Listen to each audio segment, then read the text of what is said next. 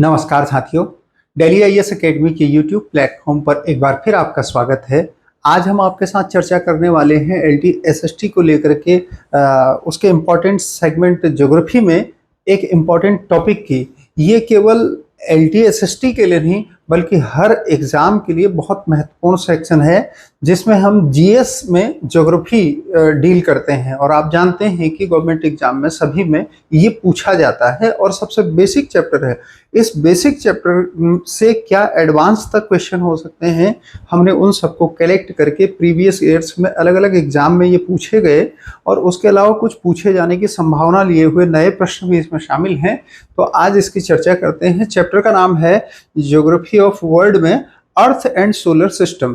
तो यहाँ एक तो इस अर्थ एंड सोलर सिस्टम को समझ लेना जरूरी है। इस सोलर सिस्टम में तो कॉस्मोस की सारी बातें हैं, जिसमें सोलर सिस्टम ये पृथ्वी सहित 8 ग्रह आते हैं और सूर्य आता है वो, लेकिन यहाँ अर्थ भी लिखा है। तो यहाँ अर्थ से संबंधित सभी बातें आएंगी, जिसमें पृथ्वी की गतियां, परिक्रमण, परिभ्रमण, रेवोल्यूशन, रोटेशन भी आएगा, जिसमें एक्लिप्स भी, सूर्य ग्रहण, चंद्र ग्रहण भी आएगा, और जिसमें पृथ्वी की गति, अक्षांश और देशांतर भी आएंगे, पृथ्वी का व्यास भी आएगा और पृथ्वी की परिधि भी आएगी। तो उन सब प्रश्नों को कवर करते हुए ये एक एमसीक्यू है। तो कृष्ण छिद्र यानी ब्लैक होल सिद्धांत को प्रतिपादित किया था। किसने ब्लैक होल थ्योरी दी? तो C V Raman, S J Bhabha, S Chandrasekhar, Har Gobind Khorana. तो आप जानते हैं सुब्रमण्यम चंद्रशेखर ने ये थ्योरी दी थी। ये और एक निश्चित आकृति में व्यवस्थित ताराओं के समूह को क्या कहा जाता है? ये प्रश्न आकाशगंगा यानी गैलेक्सी, एंड्रोमेडा, नक्षत्र, कॉन्स्टेलेशन, सौरमंडल या सोलर सिस्टम। तो ताराओं के समूह को जो एक निश्चित आकृति में व्यवस्थित होता है उसे हम कॉन्स्टेलेशन या नक्षत्र कहते हैं, और या तारामंडल भी कहते हैं ताराओं के समूह को। तो ताराओं के समूह को नक्षत्र, कॉन्स्टेलेशन या ये इसकी एक सीरीज होती है जो तारों की, वो कहा जाता है। बिग बैंग सिद्धांत निम्नलिखित में से निम्नलिखित के उद्भव की व्याख्या करता है। किसकी उत्पत्ति की व्याख्या करता है? स्तनधारियों की यानी मैमल्स की, हिमयुग आइस एज की, ब्रह्मांड की और महासागरों की। तो हम जानते हैं कि बिग बैंग थ्योरी यानी महाविस्फोट सिद्धांत जो है वो हमारे ब्रह्मांड की उत्पत्ति का एक सिद्धांत है। आकाशगंगा मिल्की वे वर्गीकृत की गई है सर्पिलाकार गैलेक्सी के रूप में, विद्युत गैलेक्सी के रूप में, अनियमित गैलेक्सी के रूप में और गोलाकार गैलेक्सी के रूप में। आप सब जानते हैं कि हमारी जो गैलेक्सी है, जिसको हम मिल्की वे कहते हैं, वह स्पाइरल शेप में है, और स्पाइरल मतलब गैलेक्सी शेप में है, तो हम सर्पिलाकार गैलेक्सी से कहते हैं। आगे देखें, सुपरनोवा एक ग्रहिका, एक ब्लैक होल, एक पुच्छल तारा, एक मृतप्राय तारा है।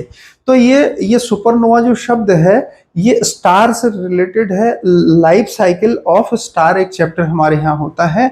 आप जानते हैं कि तारा अपनी एक विशेष अवस्था में सुपरनोवा बनता है, और ये सुपरनोवा आगे चल करके ब्लैक होल की ओर बढ़ता है।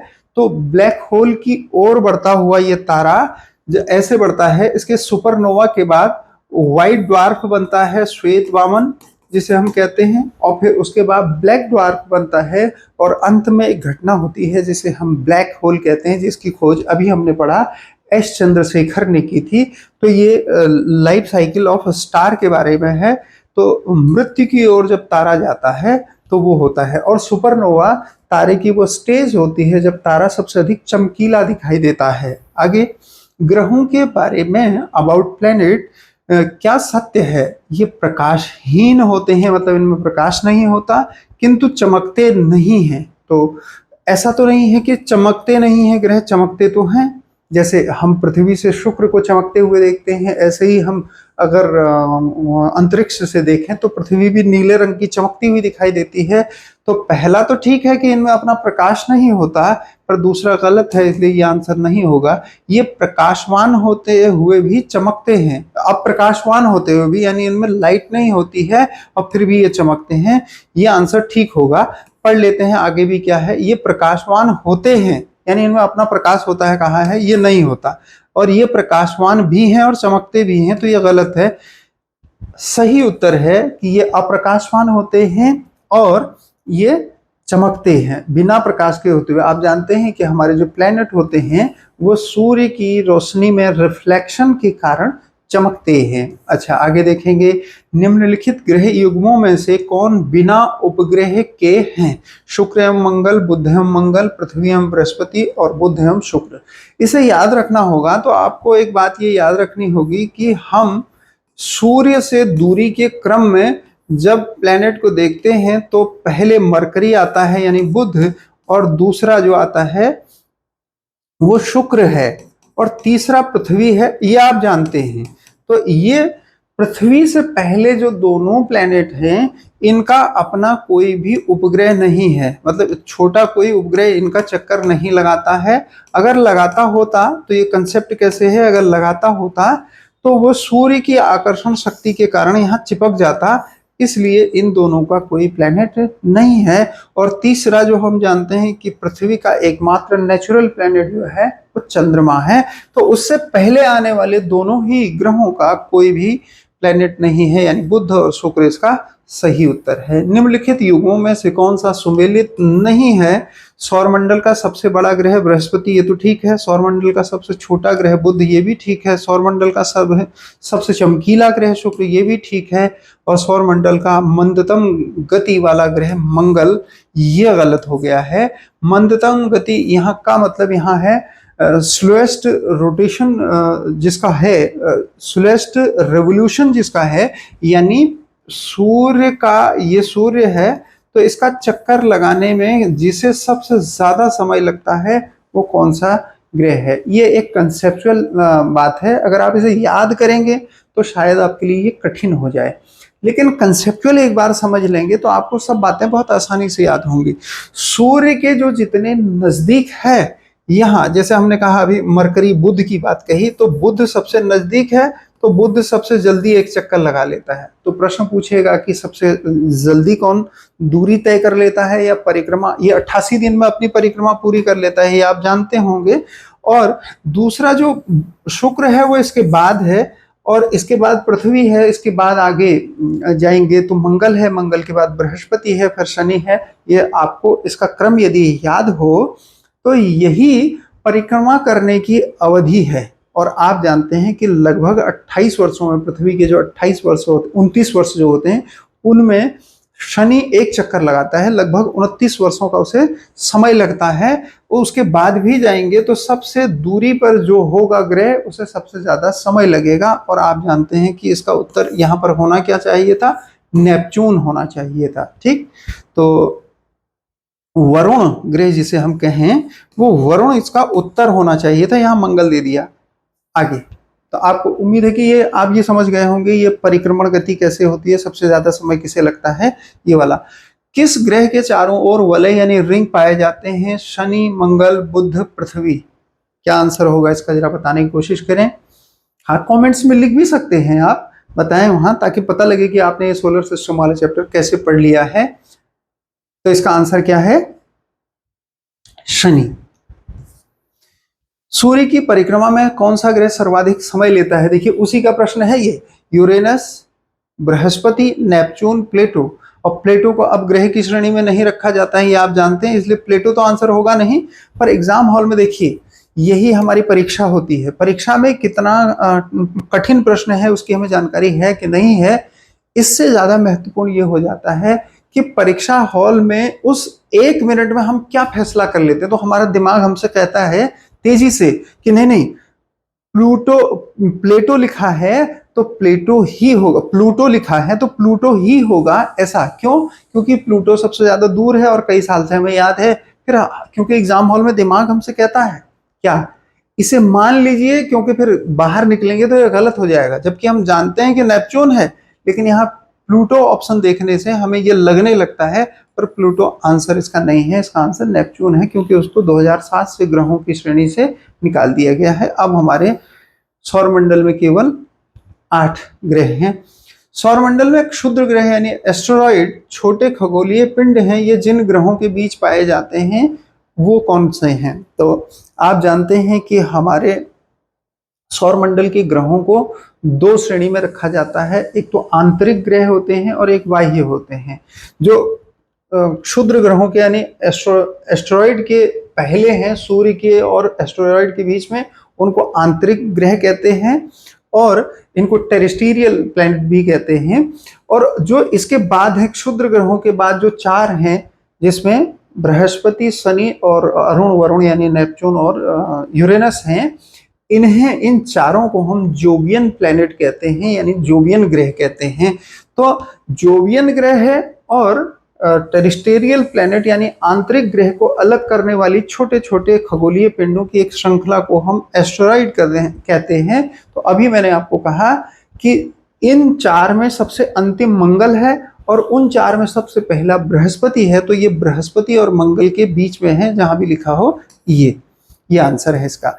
पृथ्वी की ऊर्जा उत्पन्न होती है आयनन से, आयोनाइजेशन से और नाभिकीय संलयन न्यूक्लियर फ्यूजन से, नाभिकीय विखंडन न्यूक्लियर फिजन से, और इनमें से कोई नहीं। तो सही उत्तर इसका क्या होगा? तारों में जो प्रकाश पैदा होता है वो हमेशा संलयन की क्रिया से यानी नाभिकीय संलयन मतलब न्यूक्लियर फ्यूजन से पैदा होता है। तो इसका सही उत्तर ये है। इसका ठीक अपोजिट बम होता है जिसे हम परमाणु बम, न्यूक्लियर बम कहते हैं, उसमें नाभिकीय विखंडन होता है। ये याद रखेंगे, न्यूक्लियर फ्यूजन होता है किसमें? परमाणु बम में, और फ्यूजन होता है नाभिकीय संलयन जो सूर्य में होता है और एक जगह और होता है, ये होता है हाइड्रोजन बम में। ठीक है, तो हाइड्रोजन बम में तो ये सूर्य वाली घटना होती है और जो परमाणु बम होता है उसमें ये विखंडन होता है, फ्यूजन होता है, ये याद रखेंगे। तारों में प्रकाश नाभिकीय संलयन से होता है। सूर्य ग्रहण सोलर इक्लिप्स कब होता है? चतुर्दशी को, अमावस्या को, सप्तमी या अष्टमी को, पूर्ण फुल मून डे में कब होता है बताएंगे? आपने बिल्कुल एकदम याद किया होगा ये, नहीं? तो अमावस्या को सूर्य ग्रहण और पूर्णिमा को यानी फुल मून डे को चंद्र ग्रहण, ऐसा ये आपको याद रखना ही होगा। यहाँ से प्रश्न पूछता है कौन बीच में आ जाता है, कौन किनारे होता है, वो भी सवाल है, अभी आ रहा है वो भी।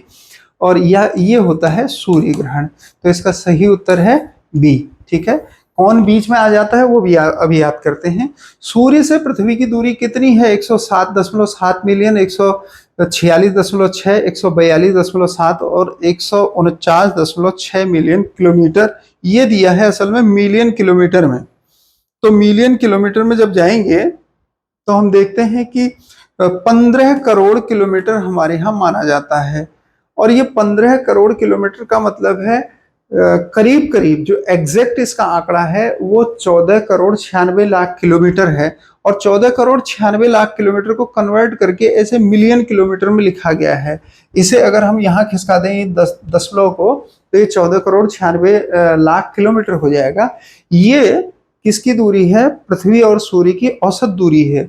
औसत दूरी इसलिए कहना पड़ रहा है क्योंकि साल भर इनकी स्थिति बदलती रहती है। बीच में सूर्य है और जब सबसे कम दूरी होती है इसे आप जानते हैं पेरिहेलियन कहते हैं, और जब सबसे ज्यादा दूरी होती है उसे अपहेलियन कहते हैं यानी अपसौर कहते हैं, अपसौर। और ये उपसौर जब नजदीक होता है। आगे इसका भी एक प्रश्न आ रहा है इसलिए आपको ये बात यही कह दे रहे हैं।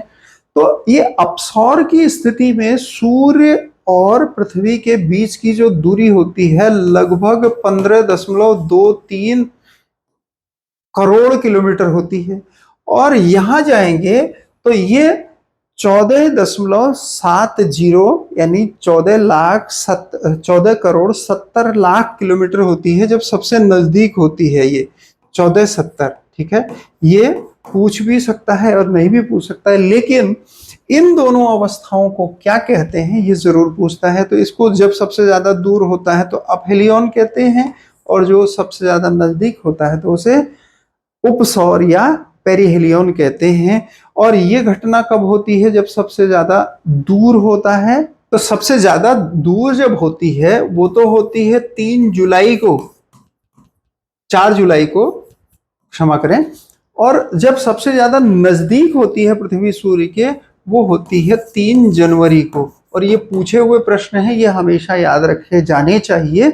और इसी से हम निकालते हैं सूर्य और पृथ्वी के बीच की औसत दूरी। तब औसत दूरी को हमने कहा 14,96,96 किलोमीटर या 149.6 मिलियन किलोमीटर। ठीक है, अगला प्रश्न देखें। पृथ्वी सूर्य से निकटतम दूरी पर होती है, ये वही प्रश्न आ गया। देखें सबसे नजदीक कब होती है, तो अभी हमने देख लिया 3 जनवरी को होती है। आगे चंद्र ग्रहण यानी लूनर इक्लिप्स होता है कब? पृथ्वी और सूर्य के बीच में चंद्रमा आ जाता है, सूर्य और चंद्रमा के बीच में पृथ्वी आ जाती है, पृथ्वी और चंद्रमा के बीच में सूर्य आ जाता है। यह प्रश्न हमेशा ऐसा ही आता है। इसका एक बेसिक कंसेप्ट जरा समझ लें कि ये सूर्य है और सूर्य के कारण ही दोनों चंद्रमा भी पृथ्वी भी चमकता हुआ दिखाई देता है। अच्छा, चंद्रमा हमें चमकता हुआ तब नहीं दिखाई देगा जब पृथ्वी यूं आ जाएगी और चंद्रमा यूं होगा। तो अब चंद्रमा नहीं चमकेगा, यानी चंद्रमा पर छाया बनेगी पृथ्वी की। तो ये होगा क्या, यहां से यहां प्रकाश नहीं जाने की वजह से जब हमें चंद्रमा नहीं दिखाई देगा, ऐसे ये लाइट चली जाएगी, तो हम कहेंगे कि चंद्र पर ग्रहण लग गया। ठीक है, तो बीच में क्या आ गया, सूर्य और चंद्रमा के बीच में पृथ्वी आ गई, तो क्या हो गया, चंद्र ग्रहण। ऐसा कब होता है? पूर्णिमा को।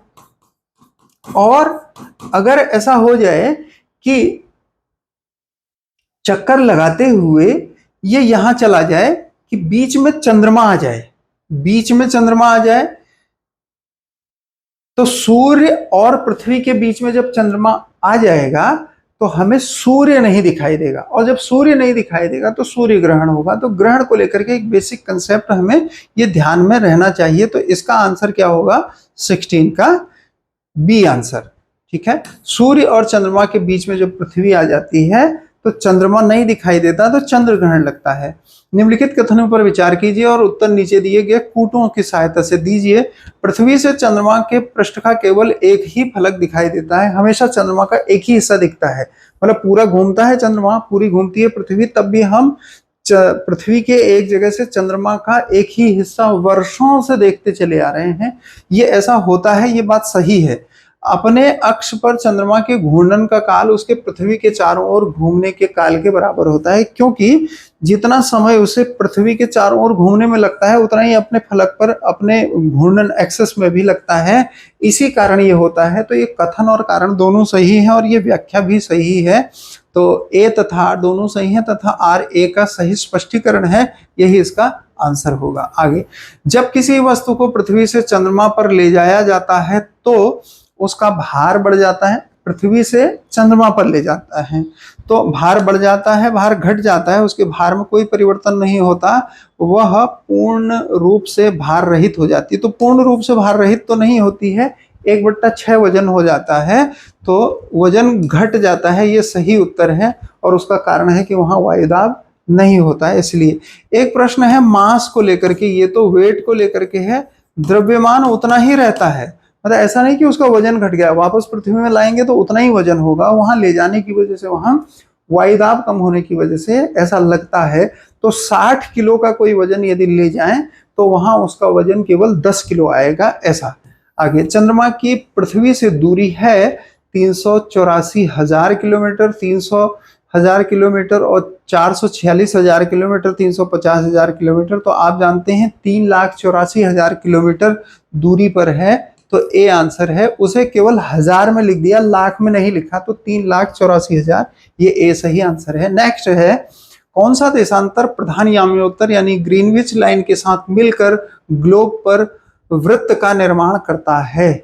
ऐसा, तो आप जानते हैं कि पूरा ये ग्लोब बना हुआ है और ये 0 डिग्री है, और इस 0 डिग्री के ठीक अपोजिट में कौन सा चलता है ये पूछा है हमसे। तो आप जानते हैं कि 180 डिग्री कौन सा, उसे हम पूर्वी देशांतर कहते हैं, ऐसा। हालांकि वो पूर्वी और पश्चिमी एक ही होता है, पर हम उसे पूर्वी देशांतर कहते हैं और उसी को अंतरराष्ट्रीय तिथि रेखा भी कहते हैं। ठीक है, विषुव यानी इक्विनॉक्स वर्ष के 2 काल जब दिन और रात बराबर होते हैं तब होता है। तो ये दिन और रात कब बराबर होते हैं प्रश्न पूछा है, या विषुव किसे कहते हैं, ये भी इससे एक सवाल बनेगा। 21 मार्च और 23 सितंबर को साल में ऐसा होता है।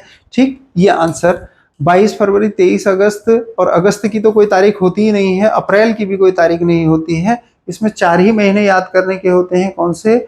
मार्च, जून, सितंबर और दिसंबर।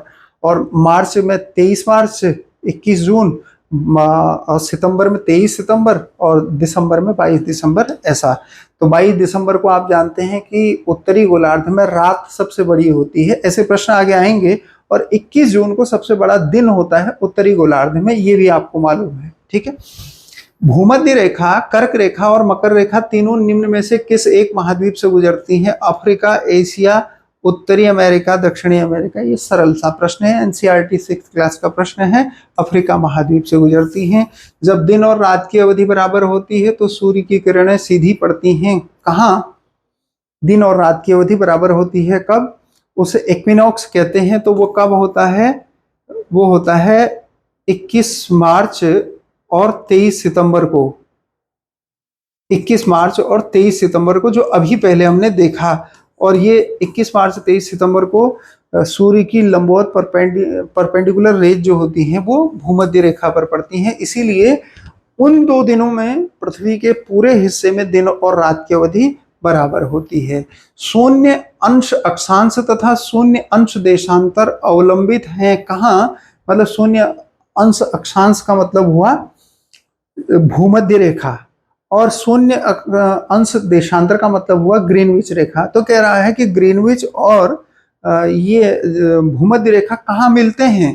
तो ये अटलांटिक महासागर, आर्कटिक, हिंद महासागर, तो अटलांटिक महासागर में मिलते हैं। और एनसीईआरटी में लिखा है कि इस महासागर का आकार एस आकार का है। सीटेट में पहले प्रश्न पूछा है। श्याम विवर यानी ब्लैक होल के बारे में पूछा है कि कोई भी विकिरण प्रवाहित नहीं होता है, परावैंगनी विकिरण को अवरक्त बना देता है, सारे विकिरण को इसके पास से प्रवाहित होते हैं और उनका अवशोषण करता है। एक काल्पनिक विचार है। तो आप जानते हैं कि ये कोई भी विकिरण को, रेडिएशन को पास नहीं होने देता है। ए इसका आंसर है। अच्छा, इसका आंसर नहीं, एक ये करेक्शन है। कोई भी विकिरण प्रवाहित नहीं करता है लिखा है।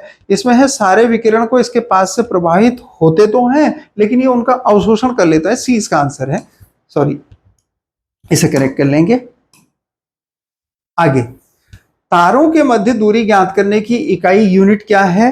स्टीलर मील, कॉस्मिक किलोमीटर, गैलेक्टिक इकाई और प्रकाश वर्ष। तो आप जानते हैं लाइट ईयर, ये तारों के बीच की दूरी को नापने के लिए प्रयोग किया जाए। चंद्रमा है एक तारा, ग्रह, उपग्रह, उल्का, स्टार, प्लेनेट, सैटेलाइट, और ये सही उत्तर है आपका उपग्रह। ठीक है।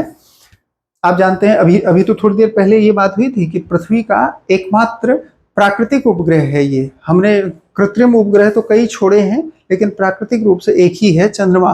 पृथ्वी की भूमध्य रेखीय परिधि सरकमफ्रेंस लगभग है कितना? भूमध्य रेखीय परिधि मतलब भूमध्य रेखा की लंबाई कितनी है बाहर से नापने पर, पृथ्वी के ग्लोब के बाहर से नापने पर? 31,000 किलोमीटर, 40,000 किलोमीटर और 50,000 किलोमीटर, 64,000 किलोमीटर। तो आप ये जानते हैं कि ये 40,000, और एग्जैक्ट पूछा जाए तो ये 75 किलोमीटर ऐसा होगा। इस आंकड़े में कहीं कहीं 5-10 का अंतर मिल सकता है आपको, लेकिन एग्जैक्ट आंकड़ा यही है, 40,075 किलोमीटर। ये विश्वत वृत्त की लंबाई है कुल। तो ये सही आंसर इसका, इनमें से छांटना हो तो बी है। एक भूस्थिर उपग्रह का परिभ्रमण काल कितना होता है? तो आप जानते हैं कि पृथ्वी के सापेक्ष जो उपग्रह घूमते हैं वो पृथ्वी के साथ ही घूमते हैं, यानी 24 घंटे में वो भी एक चक्कर लगा लेते हैं। तो सही उत्तर है 24 घंटे। आगे देखें कि पृथ्वी का व्यास, डायमीटर कितना है?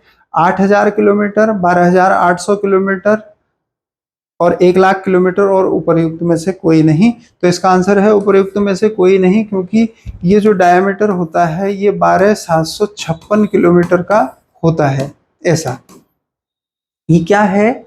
ये पृथ्वी का व्यास का मतलब है, अगर हम विश्वत वृत्त को यूं मान लें तो अंदर की तरफ से पृथ्वी को अगर नाप दें ऐसे बिल्कुल सीधे सीधे आमने सामने, तो उसे ये उसकी दूरी है, इसको कह रहे हैं ये दूरी पूछी हुई पृथ्वी का व्यास यही है। तो निम्नलिखित में से कौन सा एक ग्लोब का बृहद वृत्त ग्रेट सर्कल नहीं है? ग्रेट सर्कल, सर्कल कौन से होते हैं आपको ये ध्यान है? क्या देशांतर भी सर्कल बनाते हैं, गोला बनाते हैं? आपने देखा है एक देशांतर यहां से निकलता है, इस ध्रुव पर मिलता है, तो इसके साथ दूसरा होता है, फिर एक यहां से और एक यहां से, ये देशांतर होते हैं। तो शायद आपको ये जानकारी है कि देशांतर अपने आप में सर्कल गोला नहीं बनाते हैं, ऐसा, ठीक है, क्योंकि ये ध्रुवों पर मिलते हैं, और जो ध्रुवों पर मिलते हैं इसलिए ये एक सर्कल का निर्माण नहीं करते हैं। सर्कल का निर्माण हमारे यहाँ अक्षांश करते हैं, ठीक है। तो अब जो भी देशांतर होगा वो नहीं होगा इसका उत्तर, लॉन्गिट्यूड जो होगा वो इसका उत्तर नहीं होगा, क्योंकि ये पूछ रहा है बृहद वृत्त कौन बनाता है।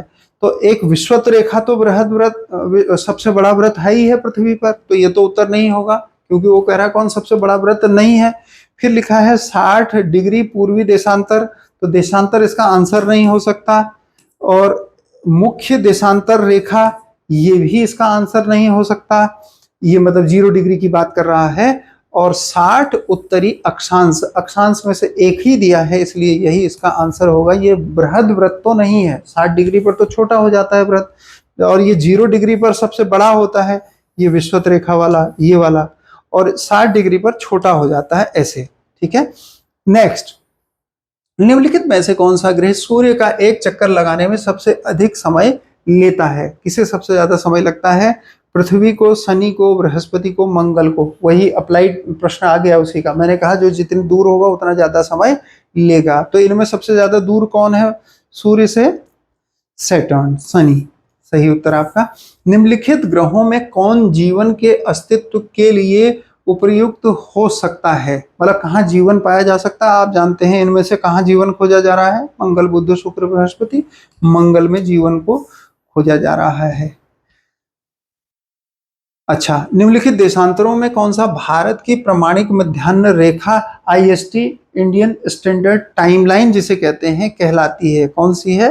ये तो आपका बड़ा पुराना क्वेश्चन है और आपको याद भी है। 87.5 डिग्री, 85.5 और 84.5 और 82 डिग्री, यानी 82 डिग्री 30 मिनट भी इसे हम कहेंगे। तो ये है, ये भारत के 5 राज्यों से होकर गुजरती है, ये तो आपको मालूम है ही है, उत्तर प्रदेश, मध्य प्रदेश, छत्तीसगढ़, उड़ीसा, आंध्र प्रदेश से। तो मीथेन जिसके वायुमंडल में अधिक पाई जाती है वो कौन सा है? चंद्रमा, पृथ्वी, सूर्य और मंगल। तो मंगल का जो वायुमंडल है वो मीथेन से बना हुआ है, ज्यादा मीथेन वहां पाई जाती है। ऐसा किसी जगह का स्थानीय समय, ये प्रश्न, इस प्रश्न को लेकर के एक बात ध्यान रखें, अगर आपने पहले इन प्रश्नों को निकालना सीखा है, टाइम को, देशांतर और टाइम निकालना सीखा है, तभी एग्जाम हॉल में इस प्रश्न के साथ छेड़छाड़ करें, अन्यथा इस बात से बहुत अलर्ट रहें कि आपको ये प्रश्न छोड़ करके आगे बढ़ना पड़ेगा। हालांकि ये बहुत सरल चीज है, इसे छोड़ना नहीं होगा, क्योंकि अब आप जब इस समय समझ लेंगे तो आपके लिए कोई बड़ी चीज रहेगी नहीं। आपको ये पता है कि 2 देशांतरों के बीच जो समय लगता है, ये सूर्य की किरणों को लंबवत पड़ने में वो 4 मिनट का समय होता है। ऐसे ही 4 मिनट 4 मिनट अगर जोड़ते जाएं तो 15 देशांतर के बाद, कितने, 15 देशांतर के बाद कितना समय हो जाएगा? 60 मिनट, यानी 1 घंटा हो जाएगा। तो 15 देशांतर पार करने में 1 घंटे का समय लगता है, ऐसा जान लेंगे। अब 15 15 15 के सेट बनाएंगे तो घंटे निकल जाएंगे। 15 देशांतर पार करने में 1 घंटा, 30 देशांतर पार करने में 2 घंटे, और 45 देशांतर पार करने में 3 घंटे, और उससे आगे 15 का मल्टीपल करेंगे तो 60 में, 75 में, 90 में, 105 में और 120 में, ऐसे ये आपको निकल जाएगा 180 तक। तो 180 देशांतर पार करने में कितना समय लगेगा बता सकते हैं आप? 15 से भाग दे देंगे तो कितना होगा? 12 घंटे, ठीक है, 12 घंटे का समय। और 180 देशांतर पार करने में 12 घंटे, और फिर पूरे ग्लोब में 180 और देशांतर होते हैं, 180 और 180 दो तरफ मिला देंगे तो 12 घंटे और 12 घंटे, इस तरह से पूरी पृथ्वी को सूर्य के सामने से होकर गुजरने में कितना समय लगता है? 12 और 12 यानी 24, जिसे हम एक दिन की अवधि कहते हैं। मैं तो आपको समझाने की कोशिश कर रहा हूँ, उम्मीद कर रहे हैं आप समझ भी रहे हैं। तो अब यहाँ प्रश्न देखें, किसी जगह का स्थानीय समय प्रातः 6 बज रहे हैं, जबकि ग्रीनविच मीन टाइम जीएमटी पर सुबह के 3 बज रहे हैं। उस जगह की देशांतर रेखा क्या होगी? तो उस जगह की देशांतर रेखा निकालने के लिए हमें यह जानना पड़ेगा कि जीएमटी से ज्यादा समय हो रहा है कि कम समय हो रहा है। अब जीएमटी माना 0 डिग्री यहां है, तो ये कह रहा है कि उस जगह पे सुबह के 6 बज गए हैं, जबकि जीएमटी पर 3 बज रहा है। और जहां भी ज्यादा समय हो रहा है वो दिशा हमेशा पूर्व की होती है, पश्चिम की नहीं होती। पश्चिम में इससे भी कम समय हो रहा होगा, यानी 2 बज रहा होगा रात का, फिर 1 बज रहा होगा रात का, और फिर हो सकता है उससे इस तरफ और भी 12 बज रहा हो रात का। तो ये कितनी दूरी की बात हो रही है? 3 घंटे का अंतर है। इस जगह 6 बज रहे हैं ऐसा बताया जा रहा है, और ये कहां होगा? पूर्व में। तो आपको इस प्रश्न का उत्तर निकालने का एक क्लू दिखा रहा हूं। जो भी आंसर पश्चिम वाले हैं वो आंसर नहीं हो सकते, तो पहला आंसर काट दें और ये चौथा भी काट दें। अब बचे आपके पास पूर्व वाले 2 ऑप्शन, एक तो 45 डिग्री पूर्व और दूसरा 120 डिग्री पूर्व, और 3 घंटे का अंतर है। तो मैंने कहा क्या, ये 15 के मल्टीपल में होते हैं घंटे। 1 घंटा होगा तो 15 देशांतर, 2 घंटे होंगे 30 देशांतर, और 3 घंटे होंगे तो 45 देशांतर का अंतर होगा। तो 45 देशांतर पूर्व में स्थित होगी ये जगह। इसका आंसर होगा बी। उम्मीद है समझ में आया होगा। एक बार प्रैक्टिस करिएगा, एक बार बैक करके देख लीजिएगा तो आपको आसानी से समझ में आएंगी ये चीजें। प्रश्न बहुत इंपॉर्टेंट है, ऐसा पूछा जाता है और ज्योग्राफी के स्टूडेंट से ये उम्मीद रखी जाती है कि उसे ये प्रश्न आता हो। इसे हम स्थानीय समय निकालना कहते हैं, लोकल टाइम। पृथ्वी से निकटतम दूरी पर जो ग्रह है वो है बुध, शुक्र, मंगल, बृहस्पति। तो सही उत्तर इसका क्या है? पृथ्वी की बहन किसे कहा जाता है? तो पृथ्वी के जो सबसे नजदीक है उसी को पृथ्वी की बहन कहा जाता है। ये फॉर्मूला याद रखिएगा। वरना अगर आपने कभी सोलर सिस्टम को अपने हाथ से बनाया है या याद करने की कोशिश की है, तो पृथ्वी के नजदीक मंगल, इस तरफ मंगल, दूर की तरफ मंगल, और सूर्य से नजदीक की ओर जो होता है वो शुक्र होता है। तो ये शुक्र और मंगल दोनों ऑप्शन हमें कंफ्यूज करते हैं। तो कंफ्यूजन आज से खत्म। आप मानेंगे कि जिसे हम पृथ्वी की बहन कहते हैं शुक्र, वही है सबसे नजदीक पृथ्वी के। आगे, पृथ्वी को सूर्य की परिक्रमा करने में लगते हैं लगभग 365 दिन, 365.25 दिन, यानी 65 कहेंगे इसे। तो 365.25 डेज और 365.50 डेज यानी 65.5, और फिर उसके बाद ये 65.75। तो आप जानते हैं कि ये 365 सही 1/4 आपने पढ़ा था, उसे हम पॉइंट में लिखेंगे तो 0.25 हो जाएगा। ऐसा इतना समय लगता है पृथ्वी को सूर्य का एक चक्कर लगाने में। और आपने ये भी जाना है कि इसी वजह से हर चौथे वर्ष में फरवरी लीप ईयर की होती है, यानी 29 दिनों की होती है, एक दिन बढ़ जाता है। अगर करीब करीब 6 घंटों का समय एक साल में हो, 6 घंटों का अगले साल, 6 घंटों का अगले साल, तो 4 साल में 6-6 घंटों को जोड़ा जाए तो उससे 24 घंटे निर्मित हो जाते हैं, जो एक दिन एक्स्ट्रा बना देते हैं, जिसकी वजह से फरवरी 29 की होती है। और फरवरी 29 की क्यों होती है, ये तो एक रोचक प्रश्न है, कभी इसकी चर्चा करेंगे। अगर आपको पता है तो कमेंट्स में जरूर बताइएगा कि ये फरवरी क्यों होती है 29 की। मतलब दिसंबर, जनवरी और महीने क्यों नहीं होते, जबकि महीना तो साल का आखिरी महीना तो दिसंबर होता है, और ये आपको कह रहा है कि फरवरी 29 की होगी। फरवरी जनरली 28 दिन की होती है, तो फरवरी के साथ ही ऐसा क्यों होता है, जरा बताइएगा, कमेंट्स में लिखिएगा। हालांकि ये लंबी बात है, शॉर्ट में अगर आपको पता हो तो बताइएगा कि फरवरी को ही 29 दिन का क्यों बनाया गया।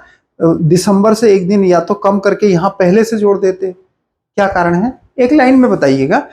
पृथ्वी का व्यास डायमीटर है कितना? 8,848 किलोमीटर, 1,00,000 किलोमीटर और 12,756 किलोमीटर। उपरोक्त में से कोई नहीं। ये ऐसे प्रश्न हैं, प्रश्न पढ़ते समय आपको ध्यान रखना है। ये उन लोगों को बाहर करने के लिए प्रश्न पूछा गया है जिन्होंने किताबों को लेकर के या अच्छे स्टडी मटेरियल को या अच्छी जगह से पढ़ा नहीं होता है और कुछ कुछ सुना सुना होता है। तो जिन्होंने कुछ सुना सुना होता है और एग्जाम देने जाते हैं तो उनके एग्जाम का जब रिजल्ट आता है तो वो सुना सुना आता है, सुना सुना नहीं होता है फिर वो, क्योंकि हम सुनी सुनी जानकारियों से अच्छा पेपर नहीं दे सकते हैं। तो सुनी सुनी जानकारियों को हमें ठीक करना होगा। मैं ये बात क्यों कह रहा हूं आपको, क्योंकि उनको लगता है कि कुछ उन्होंने सुना तो था 8,848 कुछ होता है, ये एवरेस्ट की ऊंचाई है आप जानते हैं। तो वो लोग अंततः जब एक सेलेक्ट करना होता है तो सोचते हैं कि उन्होंने कुछ सुना था तो यही होगा सही। तो ये इसका सही उत्तर नहीं है। और पृथ्वी का व्यास 1 लाख किलोमीटर हो नहीं सकता है, आपको पता है, क्योंकि उसकी परिधि ही 40,075 किलोमीटर है। तो 40,075 से कम ही होगी। और इसका सही उत्तर है 12,756 किलोमीटर, ये पृथ्वी का जो व्यास है। और ये आखिरी प्रश्न है, निम्नलिखित में से कौन सा एक तारा पृथ्वी के सर्वाधिक समीप है? ध्रुव तारा, अल्फा सेंटोरी तारा, सूर्य और लुब्धक। हमेशा याद रखिएगा, पृथ्वी जिस तारे के सबसे नजदीक है उस तारे का नाम सूर्य है। तो हम सूर्य के सबसे नजदीक हैं, इसीलिए हम सूर्य का चक्कर काटते हैं, मतलब हमारी पृथ्वी सूर्य के चारों ओर चक्कर काटती है, यही वजह है। अब ये जो प्रश्न हैं इनको आप एग्जाम से पहले रिवाइज करना भी चाहते होंगे, क्योंकि अब एग्जाम जाना है तो एग्जाम से पहले आपको खाली रिवीजन करने के लिए मिल जाए। तो आप अगर इसे डाउनलोड करके प्रिंट करना चाहते हैं तो आप हमारे ऐप से इसे फ्री मटेरियल से डाउनलोड कर सकते हैं, उसके लिए आपको कोई चार्ज नहीं देना है। और इसको प्रिंट करके आप अपने पास रख कर रिवीजन कर सकते हैं। तो ये ऐप का लिंक नीचे डिस्क्रिप्शन बॉक्स में दिया गया है, और वहां से आप ऐप डाउनलोड करके फ्री मटेरियल से इसको डाउनलोड करके प्रिंट करके रख सकते हैं अपने पास। आप इसी तरह से पढ़ते रहें और हम इंटरेस्टिंग क्वेश्चंस और इंटरेस्टिंग से ज़्यादा इंपॉर्टेंट क्वेश्चन को लेकर के आपके साथ फिर एसएसटी में बात करेंगे।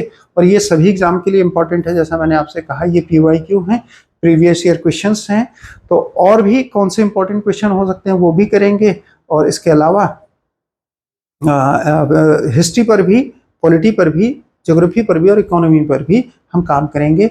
एक बात एसएसटी वालों के लिए बड़ी ध्यान की है, वो ये कि जो लोग लंबे समय से गवर्नमेंट एग्जाम की तैयारी कर रहे हैं, स्पेशली PCS लेवल के एग्जाम की तैयारी कर रहे हैं, या सभी गवर्नमेंट एग्जाम की जिसकी भी तैयारी कर रहे हों, उन्हें ध्यान रखना होगा कि वे लोग पॉलिटी, ज्योग्राफी, हिस्ट्री, इकोनॉमी चारों चीज़ें पढ़ते हैं। उसमें इकोनॉमी थोड़ा सा कम पूछा जाता है, इसलिए इकोनॉमी के थ्योरी वाले हिस्से को वो लोग नहीं पढ़ते हैं।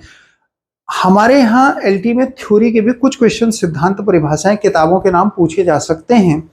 लेकिन अच्छी बात यह है कि जो लोग तैयारी कर रहे हैं उनको कॉन्फिडेंस जरा रहे इस बात का, इसलिए ये बात कह रहा हूं क्या कि उन्होंने जो कॉम्पिटिटिव एग्जाम के लिए हिस्ट्री पढ़ी और ज्योग्राफी पढ़ी और इकोनॉमी पढ़ी, वही यहाँ सिलेबस में भी है LT के। लेकिन एक पॉलिटी ही ऐसा विषय है, पॉलिटिकल साइंस, जिसमें 5 अलग अलग सेगमेंट दिए गए हैं जो आप पॉलिटी में नहीं पढ़ते कॉम्पिटिटिव एग्जाम की। ध्यान रखिएगा इस बात का, 5 अलग अलग चीजें दी गई हैं पॉलिटिकल साइंस की, जो पॉलिटी में नहीं होती हैं। पॉलिटी में आप केवल इंडियन, भारतीय राज व्यवस्था पढ़ते हैं। भारतीय राज व्यवस्था केवल 6ठे हिस्से में पूछा गया है, उसमें बाकी 5 हिस्से में थ्योरी, थिंकर यानी दार्शनिक और उनके सिद्धांत ऐसा पूछा जाता है। तुलनात्मक राजनीति है, लोक प्रशासन है और अंतर्राष्ट्रीय राजनीति है। ये 5 विषय ऐसे हैं जहां से आपको प्रश्न पढ़ने पड़ेंगे। इसलिए एसएसटी वाले इस बात का ध्यान रखें कि उसे इग्नोर न करें। हम आगे MCQ के थ्रू, अपने टेस्ट सीरीज के थ्रू भी उन चीज़ों को पूरा करेंगे। ठीक, तो फिलहाल आप इसे डाउनलोड कर लीजिएगा, अपने पास प्रिंट आउट रखिएगा। ऐप लिंक नीचे दिया गया है, उस ऐप को डाउनलोड कर लें। कोई दिक्कत आए तो फ़ोन भी कर सकते हैं। हम मिलते हैं नेक्स्ट वीडियो में, तब तक के लिए थैंक यू सो मच।